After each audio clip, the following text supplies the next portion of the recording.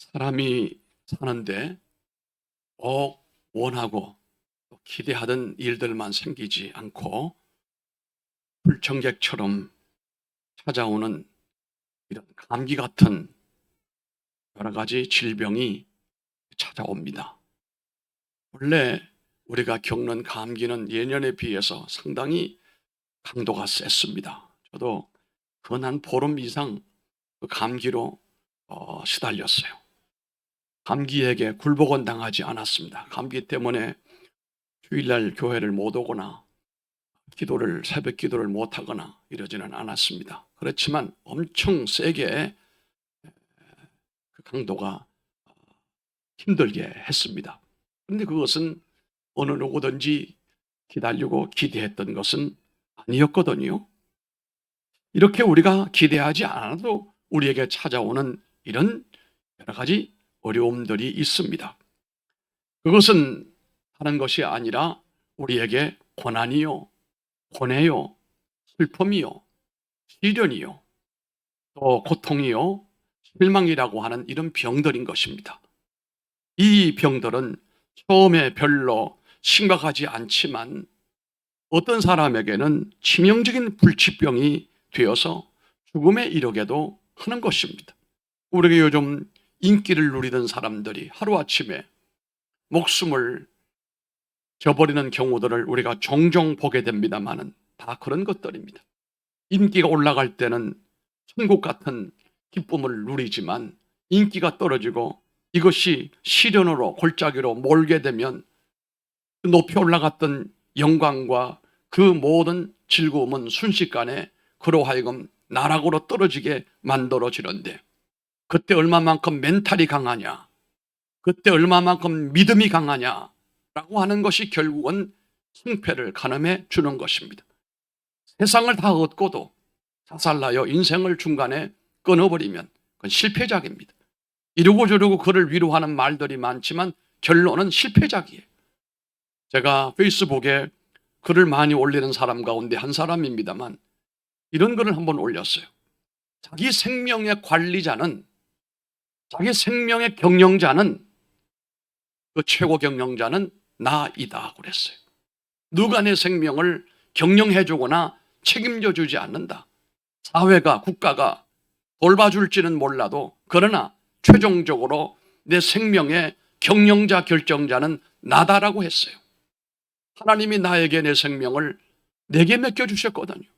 이것을 인위적으로 끊어버릴 정도로 인생이 고달프고 고통스럽고 시련과 역경이었다고 한다면 어느 정도 이해는 하지만 그러나 그 사람은 결국은 실패자였다라고 하는 것에는 변함이 없는 것입니다. 여러분, 올 한 해를 뒤돌아보면서 아주 힘든 1년이었다라고 생각이 되는 분들이 있을 것입니다. 그것은 어떤 큰 병으로, 기대하지 않았지만 큰 병으로 인하여 고통을 당하신 분들이 있을 것이고, 또 어떤 분은 직장 때문에, 또 어떤 사람은 자녀 때문에, 남편 때문에, 아내 때문에, 또한 경제적인 어려움 때문에, 살아가는 가운데 인간관계 때문에, 집안 사람들과 친척들 때문에, 친구들 때문에 겪었던 이런 시간들이 생각날 수가 있습니다. 그러면서 그 무거운 짐을 혼자 짊어지고 가는 것이 아니고, 나 혼자만 이런 짐을 짊어지고 가는 것이 아니고 모든 사람이 다 이런 짐을 지고 간다라고 믿으면 좋은데, 그런데 많은 사람들은 그렇지가 않아요. 다른 사람은 다 잘 살고 행복하게 살아가는 것 같이 보이는데 왜 나만 이렇게 힘들고 어려운 삶을 살아가는가? 다 풍성하게 살아가는 것 같은데 나만 왜 이렇게 경제적으로 쪼달리고 쪼그라들고 고통의 골짜기로 걸어가고 있는가? 나 혼자뿐이라고 하는 생각이 점점 강해지게 되면 이건 우리의 삶을 구렁으로 끌고 가는 블랙홀과도 같은 것이거든요. 결코 나 혼자만 아님에도 불구하고 이상하리만큼 나 혼자만 이런 고통을 겪는 것처럼 느낀단 말입니다. 이 고통의 부정적인 힘을 느끼며 살아가는 사람들은 점점 삶이 힘들어지게 되는 것입니다. 만일 여러분들이 고통이라는 바이러스를 이겨낼 수 없는 에너지를 가지고 있다면 블랙홀로 무섭게 빨려 들어간다라고 볼 수가 있습니다. 그러므로 새해에 대한 부정적인 생각으로 미래를 기대할 수가 없게 되어지게 되고, 미래를 노래하는 사람을 보면은 이해가 되지 않고 나 혼자서 고통의 질곡으로 빠져들게 되는 것입니다. 만약에 내가 믿음으로 사는 사람으로서 사람이 살아가는 가운데 이 고통은 다 약속이 되어져 있다. 누구에게든지 고통은 온다. 그런데 그것이 내게도 왔다라고 생각을 하게 되면은 고통은 별것 아닌 것처럼 느껴지게 되는 것입니다. 우리 찬송가 가운데 무려 7곡을 작곡한 사람이 있는데 바로 그 사람이 호레이션스 보나르라고 하는 사람입니다. 이 사람은 고난에 대하여 4가지 원칙을 얘기를 했습니다. 첫째는 고난은 모든 사람이 겪는다. 그죠? 나 혼자 겪는 게 아니라 모든 이가 겪는다. 해 아래 사는 사람 다 겪는다.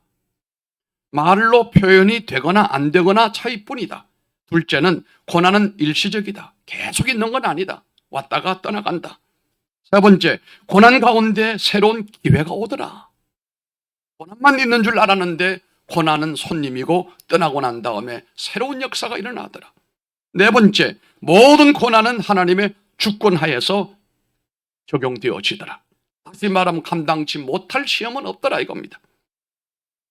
그리고 덧붙여 말하기를 고통의 세월은 하나님께서 우리를 좀 더 하나님께로 가까이 데려가서 그분의 사랑을 더 깊이 느끼게 될 수 있는 기회를 제공한다라고 이런 믿음의 얘기를 했습니다. 이렇게 위대한 믿음의 사람들은 고통이나 고난에 대한 분명한 자신만의 정의된 믿음을 갖고 있는 사람들이에요. 오늘의 본문도 그런 차원에서 접근해야 해석이 가능하고 이 요한복음을 기록한 요한의 저자의 의도대로 이해가 가능할 수 있습니다. 오늘 본문에서 예수님이 보시는 고통의 접근 방식, 제자들이 보고 있는 고통의 접근 방식은 완전히 차이가 납니다. 이것이 문제입니다. 제자들이 보고 있는 이 사람, 다시 말하면 날 때부터 앞을 보지 못한 맹인입니다. 그리고 거지입니다. 아마도 이름도 없는 것 같아요. 이 고통의 한복판에 있는 이 맹인, 이 사람을 놓고 이제 제자들이 얘기를 합니다. 그 얘기는 아주 부정적인 시각의 얘기입니다. 뭐라고 그랬습니까? 정죄하며 누구 죄 때문에 저렇게 맹인으로 태어나고 거지로 사느냐. 정죄하며 죄의 심판과 죄값으로 이 맹인된 것을 설명을 했습니다. 그런데 예수님은 그렇게 하지 않았습니다. 예수님은 그 맹인된 상황을 그것을 긍정적으로 또 창조적으로 희망적으로 보시면서 한번 따라하십시다. 하나님의 일을 나타내려 합니다. 오늘 예수님이 말씀한 그거예요. 이 사람이 맹인되고 거지가 된 이런 비참한 인생이 누구 죄 때문이냐? 이 말은 아마 당사자의 죄 때문인가 부모의 죄 때문인가 이거예요. 알 수 없지만 누구 죄 때문이다. 심판이요 죄값을 얘기합니다. 그런데 예수님은 그걸 그렇게 말씀하지 않았어요. 하나님의 일을 나타내려 함이라고 간단하게 말씀을 합니다. 맹인이 된 것, 다시 말하면 내가 겪는 이 고통을 당하는 것을 극단적으로 해석을 하면 인과보응 법칙이다. 중재자의 위치에서 보는 것이 아니라 하나님의 뜻이 있다고 본 거예요. 영어 성경을 보게 되면 디스플레이라고 했어요. 드러낸다, 보여준다. 상품도 어떤 윈도우에 어떤 상품을 사람들에게 보여주기 위해서 놓고 있는 걸 디스플레이 한다라고 하잖아요. 이 맹인이 이렇게 된 것은 하나님의 뜻을 디스플레이 하기 위해서 이렇게 된 것이다 라고 말씀을 한단 말씀이에요. 맹인이란 불행 중에서 불행을 당한 이 사람인데, 그러나 그 불행을 보는 믿음의 차이, 시각의 기준은 완전히 달랐습니다. 눈으로 볼 수 없다는 것은 엄청난 고통이잖아요. 그러나 그 고통 속에서 분명한 하나님의 디스플레이가 있다는 사실이에요. 여러분들은 한 해를 보내면서 오늘이 오기까지 환경이나 일어나는 사건들을 보면서 누구의 시각으로 우리가 살아왔습니까? 예수님의 시각입니까? 제자들의 시각입니까? 제자들처럼 불행의 시각으로, 아니면 죄와 법의 시각으로 판단을 하면서 스스로를 정죄하고 위축이 된 가운데 환경과 사건의 올무에서 벗어나지 못하고 끌려다니는 삶이었는가? 아니면 나의 이 고통이 예수님 말씀처럼 이 어려움이, 고난이, 불행이 유익한 도구와 건설적이며 신비한 약속으로 보면서 하나님의 뜻을 드러내기 위한 것이라고 믿음의 말을 하고 살아왔는가, 이 말입니다. 누구나 잘 아는 사람, 그는 아픔과 고통, 그리고 삼중고, 보지 못하고 말하지 못하고 듣지 못했던 고통을 이 한 몸에 안고 살아왔음에도 불구하고 깊은 영성으로 행복하게 인생을 창조했던 헬렌 켈러를 여러분 잘 아십니다. 그는 이런 말을 했습니다. 오직 시련과 고난의 체험을 통해서만 영혼은 강해지고 비전은 분명해지며 비전은 발전되고 성공은 성취된다. 굉장히 압축된 엄청난 얘기를 했습니다. 자신의 어려운 환경이 오히려 자신을 강한 사람으로 세워주게 되었다는 겁니다. 지금 우리에게 필요한 것이 이런 힘이 있어야 됩니다. 찬바람이 불어도 쓰러지지 않고 적은 시험이 와도 흔들거리지 아니하며 방향 감각을 잃어버리지 아니하는 사람으로 살아야 됩니다. 어느 사람도 피할 수 없는 것이 시련이요, 시험이요, 풍랑이요, 폭풍입니다. 나만이 겪는 것이 결코 아니라는 사실입니다. 1년 365일을 살아가는 가운데 매일같이 맑고 밝은 날만 있지 않습니다. 어느 누구에게든지 구름이 끼고 바람이 불고 태풍이 몰아치는 날들도 있다는 거예요. 저 사람은 정말로 행복한 삶을 멋지게 살아가는구나 라고 말하는지 몰라도 그 사람도 말하지 못할 고민이 있어요. 단지 표현되지 않았을 뿐입니다. 인간은 누구든지 해 아래 사는 사람은 고통에 짐을 짊어지고 살아요. 그중에 여러분도 예외는 아니라는 사실입니다.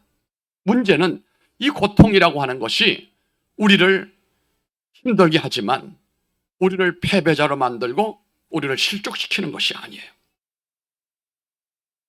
지금 기후가 이변입니다. 스페인 같은 경우에는 얼마 전에 30도까지 올라갔어요. 우리도 거의 20도가 넘어섰죠, 지난번. 이러다가 갑자기 영하 10 몇 도로 떨어져 버리고 눈이 40여 년 만에 폭설이 오고 또 날씨는 오늘 보니까 봄날 같고, 이 뭐가 지구 촌 기후가 정상으로 가동되지 않아요. 정보진 선교사께서 학교 건축을 해야 될 텐데 미루고 있는 이유가 이런 폭우가 쏟아질 때가 아니에요. 우리로 말하면 봄철이 돼서 비가 내리면 초지에 풀이 돋아나게 되고 이 사파리의 짐승들이 짝짓기를 하고 새끼를 놓고 이런 이 계절인데 폭우가 쏟아져서 아무것도 하지 못했다. 이제 거쳐가고 있다고 현지가 왔어요. 그런가 하면 스칸디나비아 반도 쪽에는 얼마나 춥고 얼마나 눈이 많이 내리는지 종잡을 수 없는 이런 이변이 일어나고 있는데요. 그러나 공통점이 있어요. 아프리카는 점점 사막이 늘어나고 있다는 거예요. 사막화는 왜 일어납니까? 사막화는 비가 오지 않기 때문에 사막화가 일어나는 거예요. 우리네 삶이 아무런 염려와 근심과 걱정과 이런 것이 없으면 될 것 같지만 우리 영혼의 정신에 사막화 현상이 일어나는 거예요. 어느 정도의 고민과 고통과 삶의 무거운 짐이 있어야 인생이 비도 내리고 바람도 불고 해서 풀이 돋아나고 삶이 푸르름을 유지하게 되는 것처럼 겪을 때는 힘들고 어렵고 고민스럽지만 그것이 우리들에게 긍정적인 효과를 준다라고 하는 사실을 우리가 믿음으로 받아들여야 할 것 같습니다. 그래서 야고보서 1장 2절로 3절에 보면 형제들아 너희가 여러 가지 시험을 만나거든 온전히 기쁘게 여겨라. 이는 너희 믿음의 시련이 인내를 만들어내는 줄 너희가 알미라. 아멘. 아멘. 여러분들은 시련이든 고통이든 고난이든 너무 죄의 차원에서 접근하지 말기를 바랍니다. 오늘 예수님은 그 사람의 맹인된 것이 누구의 죄 때문이라고 말씀한 적이 없어요. 여러분 주변에 누가 어떤 어려움을 당하거든 그것은 뭔 죄 때문이라고 이렇게 정죄하지 말기를 바랍니다. 자신에게도 어려움이 왔을 때 내가 아마도 죄를 많이 지어서 이런 문제가 오는 것보다 이렇게 생각하지 말라는 것입니다. 은혜의 차원으로 접근하시기를 바랍니다. 아멘. 은혜의 차원으로 해석을 하기를 바랍니다. 오늘 우리는 본문의 맹인이 된 그에게서 하나님이 나타내고자 하셨던 것이 무엇이었는가를 몇 가지로 말씀을 나누겠습니다. 첫째는 이 맹인을 통하여 하나님의 따라합시다. 능력을 체험하도록, 능력을 체험하기 위해서 이 맹인으로 태어나게 하신 겁니다. 고통은 하나님을 체험하게 하는 통로가 된다는 것입니다. 좋은 일이 많은 사람은 하나님을 체험하기 어렵습니다. 어려운 일을 경험할 때 하나님을 체험하게 된다는 겁니다. 만일 사람에게 고통이 없다면 그들은 교만해지게 됩니다. 고통이 없으면 거만하게 됩니다. 고통이 없으면 하나님을 두려워하지 않는다는 겁니다. 고통이 없으면 교회를 가까이 하지 않습니다. 고통이 없으면 하나님의 나라 확장에 헌신하지 않습니다. 그러다가 결국 파경을 맞게 되고서 삶이 허무하게 끝나버리고 맙니다. 그렇지만 오늘 맹인으로 태어난 이 사람에게 맹인이 된 것은 저주도 심판도 형벌도 아니라 하나님의 능력을 직접 체험하는 도구가 되었다는 것입니다. 예수님의 말씀을 기억하십시오. 하나님의 일을 나타내고자 합니다. 디스플레이하기 위해서 그렇다 이 말입니다. 이 말씀이 고난에 대한 해답이에요. 고난에 대한 해답이 뭡니까? 하나님의 일을 나타내고자 합니다. 할렐루야. 하나님이 나타내신다는 것은 하나님이 계획하신 것을 선명하게 보여주시고 비추어 주신다는 그런 뜻입니다. 우리 기독교인들의 독특한 신앙 고백이 있지요. 약할 때 뭐해지고 강해지고 부족할 때 더 은혜를 알 수 있다 이겁니다. 오히려 약하고 어려운 것이 자신을 더욱 믿음으로 강하게 세워주는 것임을 우리들에게 깨달음을 주는 겁니다. 때문에 시련과 고통에는 하나님의 목적이 담겨져 있다. 그것을 통하여 우리는 하나님의 능력과 사랑을 체험하게 된다는 것입니다. 그래서 사도 바울은 고린도후서 12장 10절에 그러므로 내가 그리스도를 위하여 약한 것들과 능력과 궁핍과 피박과 고난을 기뻐하노니 이는 내가 약할 그때 곧 따라합시다. 강함이니라. 할렐루야. 약하고 어려움을 당하고 궁핍하고 핍박받고 고난을 느낄 때 기뻐하는 이유는 하나님이 그때 나를 어루만져 주시고 함께 하시며 나를 불쌍히 여겨주신다 이 말이에요. 우리가 부모님의 사랑을 언제 느끼느냐? 밥 먹여주고 옷 입혀주고 학교 보낼 때 부모님의 깊은 사랑을 느끼는 게 아니에요. 내가 힘들고 내가 아프고 내가 고통 중에 있을 때 아무도 나를 돌봐주지 않을 때 밤새워 나를 지켜주시고 나를 이 고열에서부터 건져내기 위해서 밤잠을 설치면서 나를 돌보시는 그때 부모님의 깊은 사랑을 아는 거예요. 내가 겪는 고통보다도 내가 고통당할 때 우리 부모님이 나를 위해 더 고통스러워하는 것을 느낄 때 그 사람이 효자 효부가 되는 겁니다. 조이스 마이어라고 하는 분이 쓴 책을 보니까 기쁨에 대해서 이렇게 말을 했어요. 주님은 나에게 귀한 발견을 하게 하셨는데 하나님의 임재가 충만한 것이지 하나님의 선물이 충만한 것 때문에 기쁨이 오지 않았다라고 하는 것이었습니다. 진정한 기쁨은 하나님이 나와 함께 계시고 함께 하시는 것이지 무엇이 있고 없고의 차이가 아니라 그렇게 말을 했습니다. 고난이나 고통이 있다면 감사하는 신앙을 갖고 그 주위를 바라보면서 말하시기 바랍니다. 하나님의 능력이 어느 환경이라도 새롭게 할 수 있다. 그때 하나님의 능력은 고통을 이기도록 할 것입니다. 나면서 이 맹인된 사람이니 얼마나 절망 중에 살았겠습니까?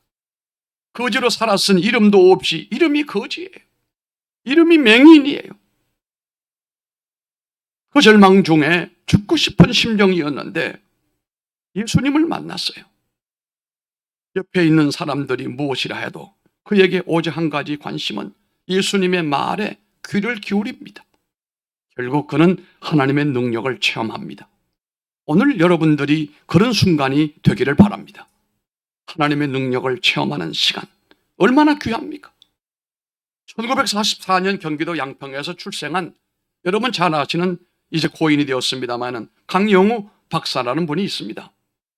중학교 시절 사고로 두 눈을 다 잃어버렸어요. 뒤이어 불행이 닥쳐왔는데 어머니가 돌아가시고 누님도 세상을 떠나버리고 말았어요. 일찍이 맹인 소년 가장이 되었어요. 그러나 온갖 어려움 속에서도 그런 믿음과 신앙의 굳은 의지로 열심히 살았습니다. 1972년에 연세대학교 교육학과를 졸업을 하고 미국에 유학을 가게 됩니다. 1976년에 한국인 최초의 시각장애인 박사가 피츠버그 대학에서 교육학 박사, 철학 박사 학위를 받습니다. 그의 둘째 아들이 있는데 강진영 변호사가 돼요. 이 사람은 2009년 1월에 취임한 오바마 대통령의 백악관 특별 보좌관으로 임명이 돼서 그 아버지는 장애인을 위한 보좌관이고 이 아들은 백악관 특별 보좌관으로서 부자가 백악관에 입성하는 진기록을 세웠습니다. 그는 그 놀라운 축복에 대하여 이렇게 말했습니다. 나는 장애인임에도 불구하고가 아니라 장애를 통해서 승리했다. 역경을 도전의 기회로 나는 삼고 살았다. 그렇게 말했어요. 여러분, 어려움과 역경을 도전의 기회가 되고 하나님을 체험하는 기회가 되도록 믿음으로 반응하시기 바랍니다. 두 번째는 이 고통과 어려움은 아픔과 고통을 완전하게 치료해 주시는 주님을 경험하게 하시는 것입니다. 하나님은 믿는 사람들에게 늘 치료하는 은혜를 베푸시고 어느 환경 가운데 있든지 치료받도록 기회를 주시는 하나님이에요. 오늘 이 본문에 맹인된 자를 치료해 주시는 주님의 세밀한 손길을 우리가 잘 보십시오.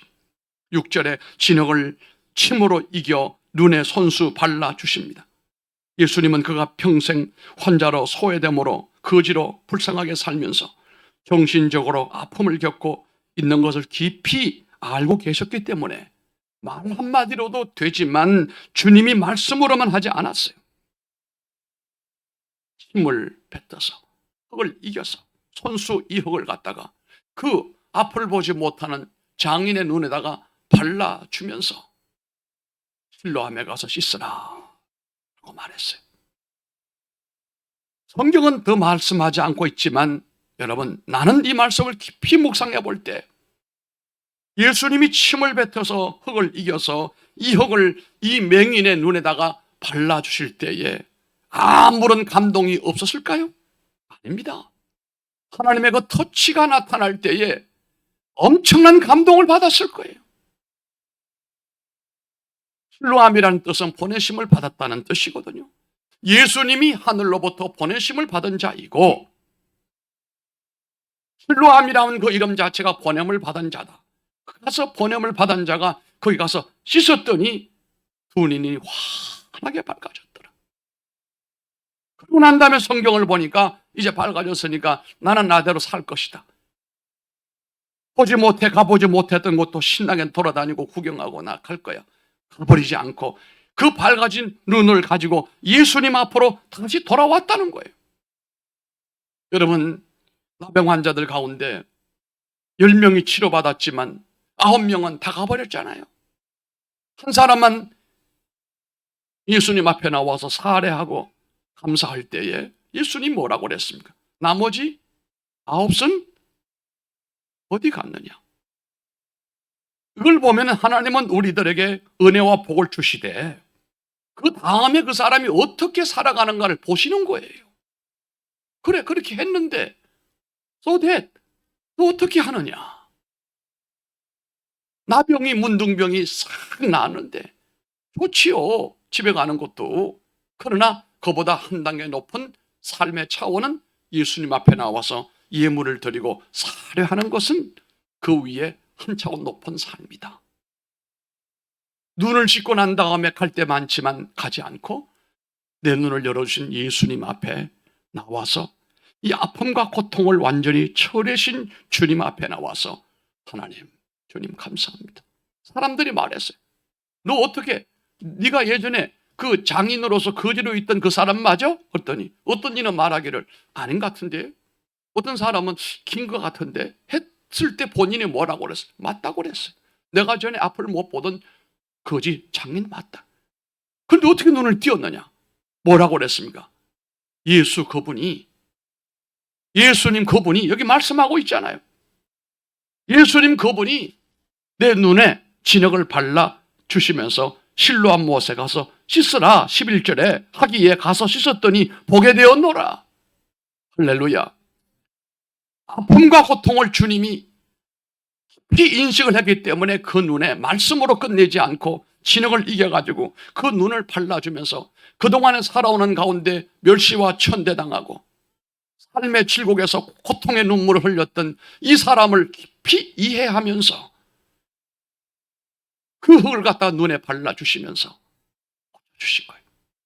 마찬가지로 오늘 여러분에게도 1년을 살아오면서 겪었던 수많은 아픔과 눈물, 고통을 주께서 어루만져 주시고 위로해 주시고 다가오는 2024년에는 하나님의 은혜가 환한 세상으로 이끌어 주시는 은혜가 있을 줄로 믿습니다. 마지막으로 세 번째는 인생의 전환점을 맞는 특별한 삶을 살게 하신 거예요. 8절을 보면 갑자기 이웃 사람들이 등장을 하면서 이 맹인이 어떻게 고쳐졌느냐, 어떻게 눈을 떴느냐 난리가 났습니다. 그런데 그는 엄청난 신앙 고백을 하잖아요. 예수로 하는 그 사람이 그의 인생 전환점은 예수님이었어요. 여러분의 삶을 역전시킬 수 있는 유일한 분은 예수님이에요. 여러분의 가정을 완전히 돌이킬 수 있고 전환점으로 만들 수 있는 분이 바로 예수님이에요. 우리 한국, 대한민국은 지금 어떤 모양으로도 중병에서 고칠 수 없어요. 출산율이 이대로 가게 되면 2050년이 되어지게 되면 3천만 이하로 떨어져 버리고 인구가 내리막 길로 가는 이상은 경제도 기약할 수가 없고 지금 이 정도 사는 삶이 그때가 되면 전혀 기대하기가 어렵고 파탄이 나고 불행한 일들이 많아지고 교회는 아이들이 없고 사람이 없으므로 다 문을 닫아 절반 이상의 교회가 없어져 버리고 저는 아이들 목소리를 들을 수가 없고 다 할아버지 할머니들만 거리를 가득 채우게 될 거예요. 자식을 안 낳으니까 결혼을 안 하니까. 동산의 성도들은 하나님 말씀에 순종하십시오. 생육하고 번성하여 땅에 충만케 되기 바랍니다. 할렐루야. 다 결혼들 해야 돼요. 우리 집에도 기도 제목 하나 있어요. 새해는 하나님께서 새해를 이루실 줄로 믿습니다. 아멘 좀 세게 좀 하시오. 여러분 집에도 골칫덩어리 있잖아요. 창조적인 역사가 일어나고 성령 역사가 일어나고 다른 방법이 없어요. 100여 년 전에 120년 전에 우리가 칠흑같이 어두운 밤에 다 장님 같은 인생을 불행하게 살아갈 때 선교사들을 통하여 하나님께서 성령으로 우리 눈을 열어주신 거예요. 민족의 눈을 복음으로 열어주시고 예수로 열어주심으로 이 민족의 전환점을 만들어주신 거예요. 그때부터 역전의 역사가 일어나서 오늘에 이르게 되고 세계 10대 강국에 들어오게 된 거예요. 이건 예수님의 은혜예요. 복음의 능력이에요. 저는 지금도 기억합니다. 1974년 8월 그해 저 여의도 광장, 그때 여의도 김포공항이 여의도 공항에서 거기 여의도 공항이었어요. 유일하게 외국 여행사 외국 비행기로 노스웨스트 비행기가 왔을 때 그 비행장이 김포로 건너가고 거기를 싹 닦아가지고 국회의사당을 만들고 거기에 신도시를 만들려고 할 그때 1974년 8월 달에 엑스플로 74. 엑스플로가 뭡니까? 폭발이다 이거예요. 복음의 폭발. 이 민족의 복음의 폭발만이 희망이다. 그때 북한의 남침이 위기를 더 높이고 고조되고 굉장히 위험했어요. 미국은 철수한다고 하고. 그런데 엑스폴로 74를 통하여 또 그 앞에 1년 전에 73년 빌리그레암 전도 집회를 통하여 이 민족에 하나님께서 은혜의 폭탄을 부어주신 거예요.